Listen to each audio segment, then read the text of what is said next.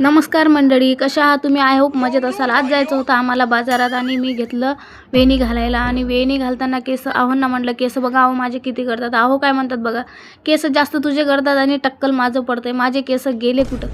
मग म्हणलं जाऊ दे, आता काय बोलण्यात अर्थ नाही. मग काय आलो खाली आणि काढली ना आहोंनी स्प्लेंडर, बसलो गाडीवर आणि निघालो रोडने निघाल्यावर आलो चौकात बघा किती ट्रॅफिक आहे.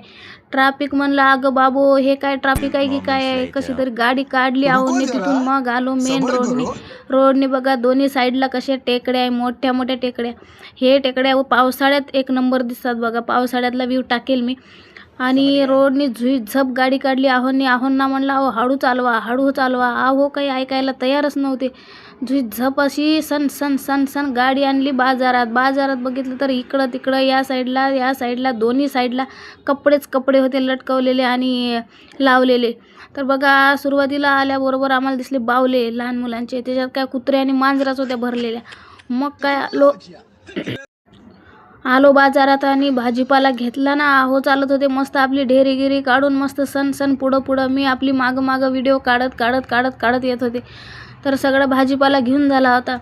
आणि इकडं तिकडं फिर, या गल्लीतून त्या गल्लीतून. एवढा मोठा बाजार आहे, खूप मोठा बाजार आहे. तर बघू शकता तुम्ही.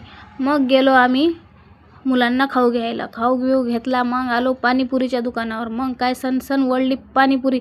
आहो म्हणले खा की अजून वडपाच्ची. म्हणलं बस बाबा, आता नको. मुलांना म्हणलं पार्सल घ्या घरी. मुलं वाट बघत बसली असतील खूप.